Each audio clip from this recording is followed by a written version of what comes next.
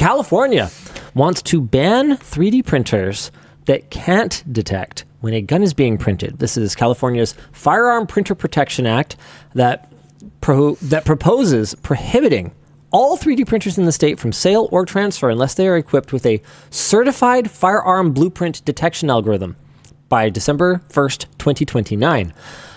There's a lot of notes on this, but I'm going to go ahead and digress for a second here and go, what the actual certified fuck is a certified firearm blueprint detection algorithm? Does said algorithm exist? Can you print Warhammer models if you have that algorithm? Are you allowed to create a law that says that unless it has a hyperdrive, you're not allowed to sell a DeLorean? Like, what are we talking about here? Yeah.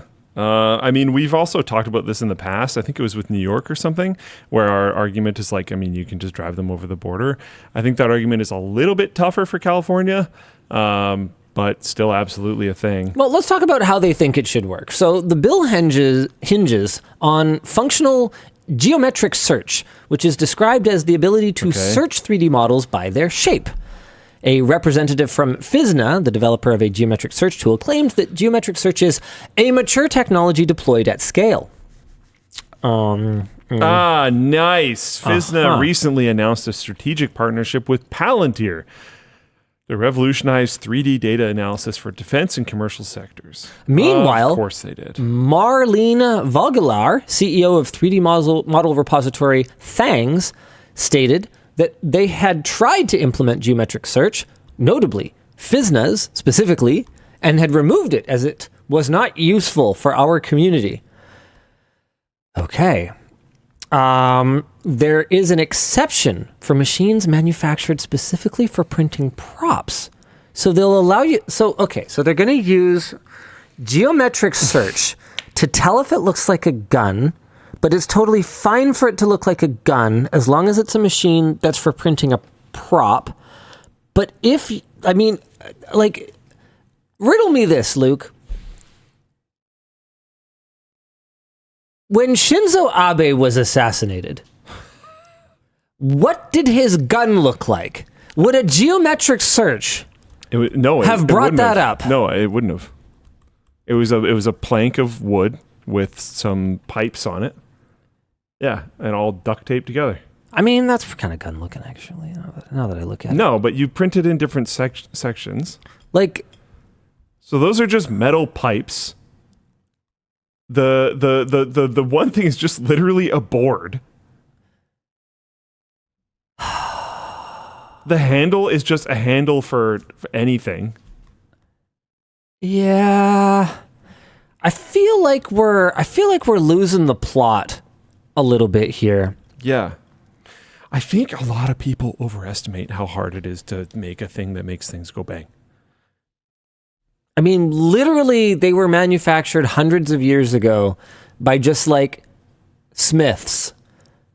Literally, if you know someone named Smith, there is a non-zero chance that they were involved in the manufacture of weapons at some point, their family. Yeah, that's pretty high chance. Actually, though. Yeah. It literally Joe Smith, okay, any Joe Smith could come from a heritage of weapons makers, okay?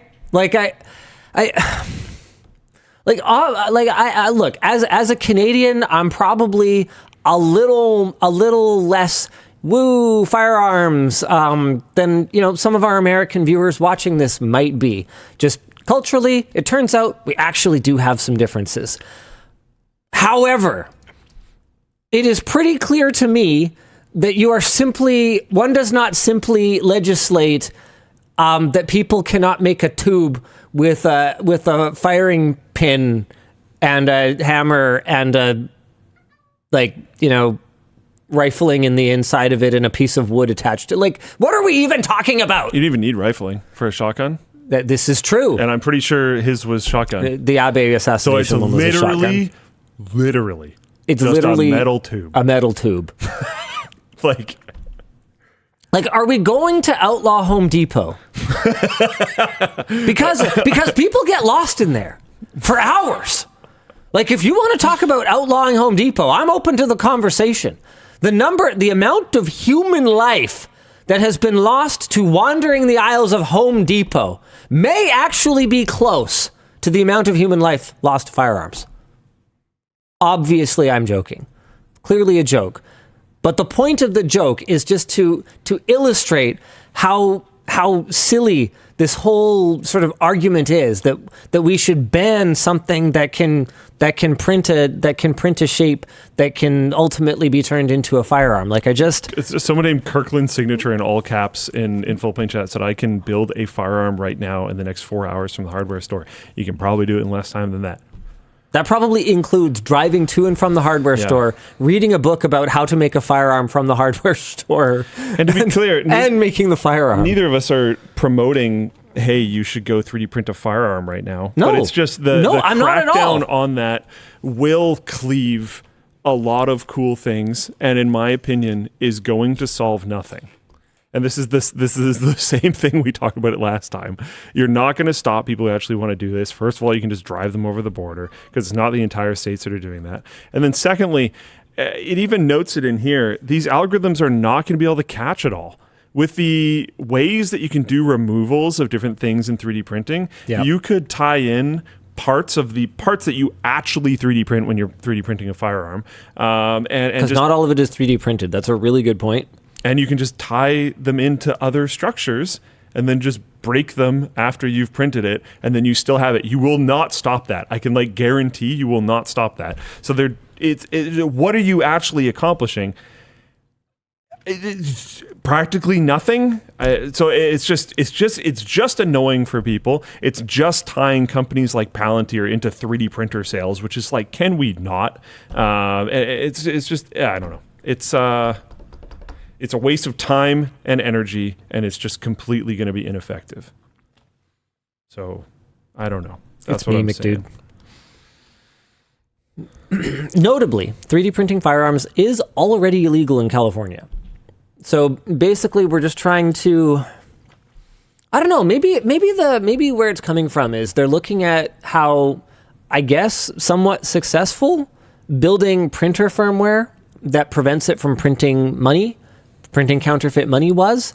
I remember being in high school, and I had a friend in high school who printed $5 Canadian bills and had some success passing them off as real ones, just because he was one of the first ones to get a high fidelity color printer back when they didn't have those safeguards in them. It wasn't super common. So they're looking at how those safeguards, I think, at least prevented random, grade 9, grade 8 kids from printing these things, and they're trying to replicate that success across firearms. And it's I can kind of see the logical thread that connects those two things, but man, this is a way more complex problem to try to solve that literally I don't think can be solved. Float plane chat is going with all the ways that people could just get around this. Just print some big thing. Endless. You brought up, print some big thing and break it away. Or the opposite of that. Print many small things and glue them all together. Because it would have no way of knowing what you're going to do with a given hunk of plastic. And I understand it. There's some people in the chat that are well, there's so many school shootings, we have to do something. It's yeah, but what percentage of school shootings are actually with 3D printed weapons? The problem is that people can get weapons of mass killing regardless. It's not 3D printed guns. It seems like what's the term? Not red herring, but just a distraction. Isn't that red herring? It's sort of. It's in a different context. It stands out, I guess. I'm not sure, but I know what you're trying to say. Yeah, somebody tell me what it's called. Strawman? Yeah, Strawman. That's the one.